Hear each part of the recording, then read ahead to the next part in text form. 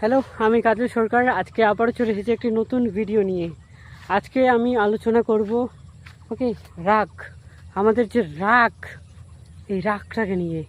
So বেশি দেরি না করে ভিডিওটা স্টার্ট করি। ওকে, আমরা আমাদের সবারই রাগ আছে।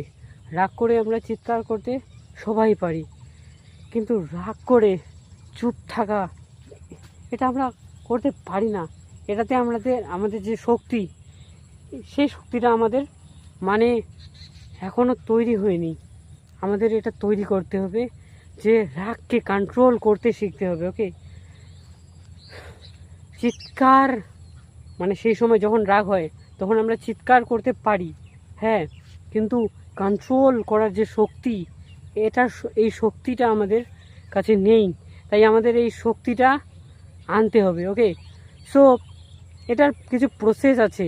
প্রথমেই আমরা সরাসরি একেবারে রাগকে কন্ট্রোল করতে পারবো না। রাগ নিয়ে একটা আমার ভিডিও আছে, খিল ঠুকে রাগ কমানো। সো ওটা বাদ দাও। হ্যাঁ, আমাদের রাগ আমাদের কেন কমানো প্রয়োজন? এই রাগটাই আমাদের কিন্তু অনেক জায়গায় অনেক কিছু হারিয়ে ফেলে দেয়। আমরা রাগটাকে নিয়ন্ত্রণ যখন করতে পারি না, তখন অনেক কিছু ঘটে যায় আমাদের লাইফে। এই রাগের মাথায় যখন আমরা বুদ্ধি নিই, সিদ্ধান্ত নিই, অনেক কিছু ক্ষতি হয়। এই রাগটা কিন্তু ভয়ানক জিনিস।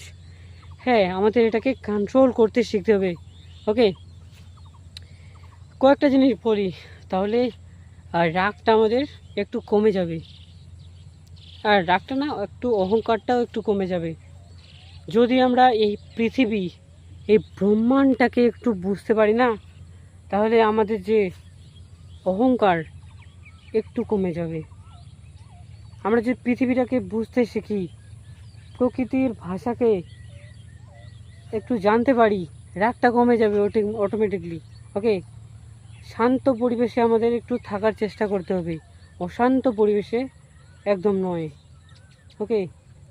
আর আমি জানি না কেন রাগ করে মানুষ। আমিও রাগ করি, কিন্তু আমি কন্ট্রোল করতে কন্ট্রোল করি আর কি। আমি যতটা সম্ভব নিজেকে কন্ট্রোল করতে পারি। এটা আমি বলতে পারি জোর গলায়। আর হ্যাঁ, আমরা একদিন সবাই পৃথিবী ছেড়ে চলে যাব। আমরা এটা সবাই জানি, আমরা একদিন সবাই পৃথিবী ছেড়ে চলে যাব। তো রাগটা কেন? আমাদের যে এই শরীর, আমাদের এটা নয়। আমাদের যে কাজকর্ম, হ্যাঁ, এগুলো কিছুই আমাদের নেই। এগুলো আমাদের হাতে নেই। ম্যাক্সিমাম জিনিস আমাদের হাতে নেই। সব এগুলো ভগবানের, ঈশ্বরের দেওয়া শরীর। আমরা তো কিছুই না। আমরা এই জিনিসগুলো যেদিন একটু রিয়েলাইজ করতে পারবো নিজের সঙ্গে, তাহলে কিন্তু অটোমেটিকলি একটু রাগ কমে যাবে। একটা জিনিস লক্ষ্য করো, যে আমরা জেনারেটার বুঝি না, জেনারেটার যে হয়, সেই জেনারেটার কী দিয়ে চলে?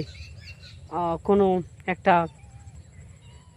তেল, যেমন হচ্ছে কী তেল, তেল, আচ্ছা পেট্রোল না, ডিজেল দিয়ে চলে। আচ্ছা, কেরোসিন, কেরোসিন দিয়ে, তেল দিয়ে চলে আর কি। সেই তেলটাকে কিন্তু কনভার্ট করে দেয় আলোয়।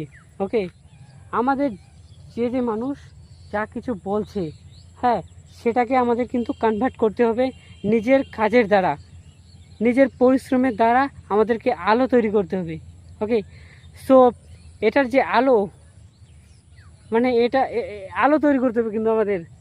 যেমন জেনারেটরটা একটা আলো তৈরি করছে, সেই আমাদের যা আশেপাশে পরিবেশ যা কিছু বলছে, সেগুলোকে রিয়াকশন নয়, সেগুলোকে প্রতিফলন নয়, সেগুলোকে জমিয়ে রেখে আমাদের কিন্তু আলো তৈরি করতে হবে। পজিটিভ ভাইবে, পজিটিভ অ্যাটিটিউডে আমাদের আলো তৈরি করতে হবে। কোনো রিয়াকশন নেই, কোনো রিয়াকশন করতে হবে না পৃথিবীর কথায়। আরে পৃথিবীর মানুষ তাকে মনে রাখে না যে কিনা কাউকে সমালোচনা করে অলওয়েজ টাইম। তাকে কে মনে রাখবে? যে সমালোচনার সম্মুখীন হয়েছে, তাকে পৃথিবীর মানুষ মনে রাখে। এটা আমাদের সবসময় মনে রাখা উচিত এবং এই এই এই জিনিসগুলো আমাদের ফোকাস দিতে হবে। ওকে।